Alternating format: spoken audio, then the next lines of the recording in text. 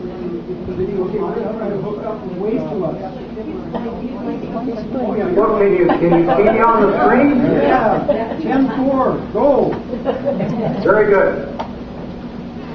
Larry, turn off the light. Now, my bigger concern is, can the others there hear me sufficiently? Yes. Good job. Yes. That was a resounding yes. You know, I love it when the systems work. Don't you all, folks?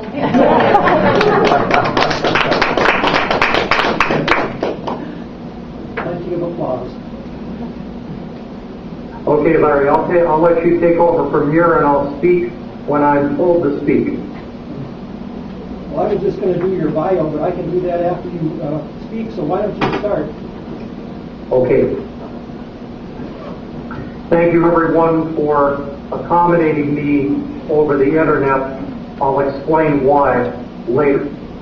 But let us begin. The Lutheran Bible Institute brick building still is to be found at 1619 Portland Avenue South in Minneapolis. After the LBI relocated to the new campus in Golden Valley by the fall of 1961, the St. Paul Bible College utilized the Minneapolis location for a time until a succession of other owners used that property for various purposes over many years. I wasn't quite sure of just who the owner was at the time I ascended the steps to the main entrance in the summer of 1998. But once inside the front doors, I recognized at once the floor plan that I knew from photographs preserved in the LBI magazine. I could see the place where the Jesus-only cross that is now on display in the Heritage Room at Mount Carmel Ministries in Alexandria, Minnesota, had hung over the doorway in the chapel. Today, drive up 35W or across 94 and look to the right Minnesota Teen Challenge signs. This newest owner has refurbished 1619 Portland Avenue South for its important work. This owner also removed from the entrances that for many years was the name, so that today you will see Lutheran Bible Institute proudly displayed in concrete over each exterior doorway. So I turned back to the interior. When I walked into the room that I knew from the floor plan had been the chapel. Though it long ago was converted into a gymnasium, I looked up to the ceiling to notice Lutheran liturgical symbols that portray word and sacrament displayed on colored glass windows mounted safely much too high for any flying basketball to hit. Though they were installed during the final renovation of the chapel before the relocation to Golden Valley, those Lutheran symbols are a pictorial reminder of what the Lutheran Bible Institute became in its years up to when 1619 Portland Avenue South was erected and dedicated, 11 years after the LBI as a movement came to be, and 10 years after the LBI as a school began to serve. First, the school and the students. It was the measurement of one decade. During the opening of the academic year, 1928-1929, over 100 students traveled to the LBI school in St. Paul, Minnesota. Most lived in and attended classes in the cramped former Luther Seminary building on the corner of Hamlin and Capitol Avenues, midway between St. Paul and Minneapolis. A year later, on October 13, 1929, the students, faculty, and staff dedicated the spacious three-story building on 1619 Portland Avenue South at East 17th Street in Minneapolis. As in every previous decade, the majority of students were single, young, adult women. Only 7 of the 37 who would graduate at the end of the spring term would be men. Most were Midwesterners, but a substantial number came from the East and West Coasts and from Canada. Not included among the graduates, however, were men who were able to travel from their farms throughout the upper Midwest to the city for classes taught in the winter term. In contrast, women at this time may have been relatively more mobile and able to relocate from farms to such urban areas as the Twin Cities to look for work.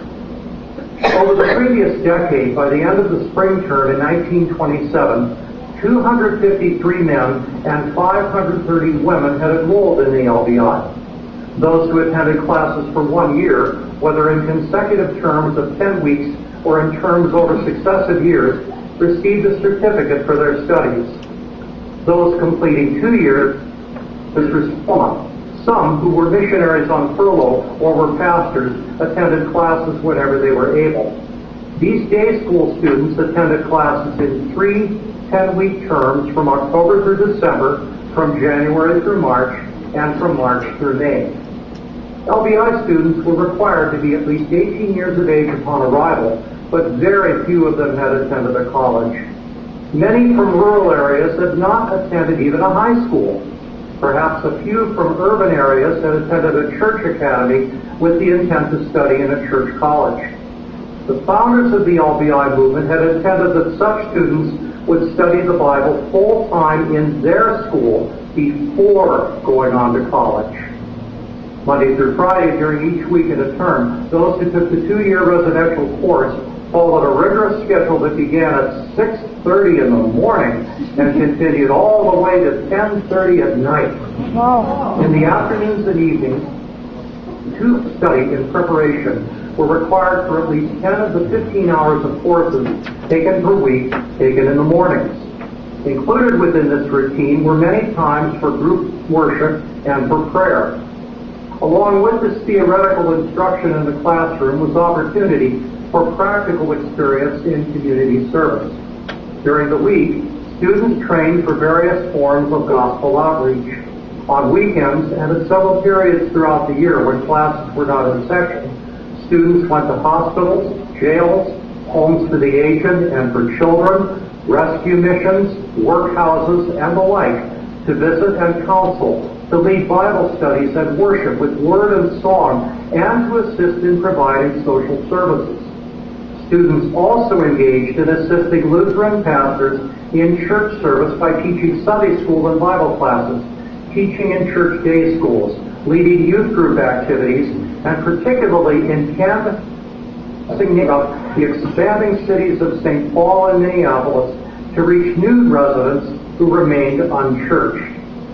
The founders of the LBI movement recognized that it would not be enough to operate a day school that had only a relatively few Lutheran young adults could attend. Many, perhaps most others, had to work during the day to make their living. To reach every student, LBI personnel provided additional programs. Many women and men who were not able to take classes full-time during the day were able to take courses while on vacation in the summer or in their own church buildings on evenings and weekends. In August 1928, just before the day school fall term began, over 1,000 people took part in one of the 5 weeks of the Vacation Bible School. This was held at Maple Hill Farm, a resort on the shores of Lake Independence in Maple Plain, Minnesota. Faculty of the day's Bible courses each year, while they taught courses in Lutheran doctrine and teaching methods on alternate years. By 1929, so many working single young adults reserved their places in this popular program that it was difficult to accommodate married couples and families on the spacious grounds of the resort. Shortly after 1929, the LBI began to reach thousands more through its correspondence courses by mail and through its radio ministry throughout the upper Midwest. For the prior 10 years, since its founding, faculty members traveled each week to church facilities throughout the Twin Cities to teach courses on the Bible. Typically, they taught these courses on weekday evenings and at the initiative of the congregation's pastor. It was estimated that from 50 to 500 adults a time attended these classes each week. Along with these courses, LBI faculty regularly supplied pulpits and altars in worship services on Sundays, congregations of the particular Lutheran church body to which each faculty member respectively belonged. Probably many more Lutheran members who lived outside the Twin Cities heard LBI faculty teach and preach in one-time visits to their congregations to conduct Bible conferences from Friday evenings through Sunday mornings. Far from the Twin Cities throughout North America, LBI faculty regularly conducted these regular Bible conferences lasting 1 to 2 days each. Over the entire calendar year, they also traveled and spoke to Lutheran pastors' conferences, youth conventions, and Sunday school teachers' conferences. On every available occasion, they spoke on Lutheran church, college, and seminary campuses. Whenever possible, as often as invited, they spoke at the regional conventions of their respective Lutheran church bodies. But the LBI became more widely known in the Lutheran community through the publication of its magazine, The Bible Banner, with, I quote, subscribers in America, Europe, Asia, Africa, and the islands of the seas, close quote. Day school students relied on the fiscal support of others who attended the Bible conferences and read the Bible Banner. These students paid for their room and board, but none were charged tuition. Unlike the church colleges, the LBI received no denominational subsidy because it belonged to no one Lutheran church body. Instead, the LBI was a faith movement with a school whose motto also became, "Have faith in God. He answers prayer." The international subscriber base of the Bible Banner could be explained by a tabulation taken 1 year before the 1928 fall term, which showed that of the 100 who had completed the full 2-year course of studies, 18 were serving as overseas missionaries.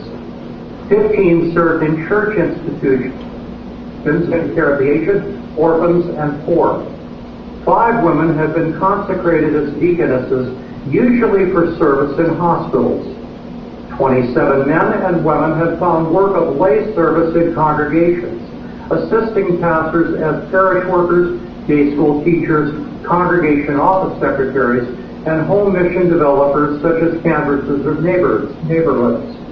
One became a lay preacher, while another served as an evangelist to Jewish people. The LBI dean and faculty expected that, as a matter of Lutheran commitment and loyalty, each student aspiring to lay ministry must offer himself or herself for service only to her or his respective Lutheran church body. Also among the graduates by 1927 who completed the full course were 8 pastors' wives, 3 pastors, and, more recently, students who had gone on to seminaries preparing to serve in the pastoral ministry. Though the LBI had been founded to serve Lutheran young lay people in Bible study before they went on to college, it also prepared many who went on to a seminary of the North American Lutheran Church body. The faculty and the founding.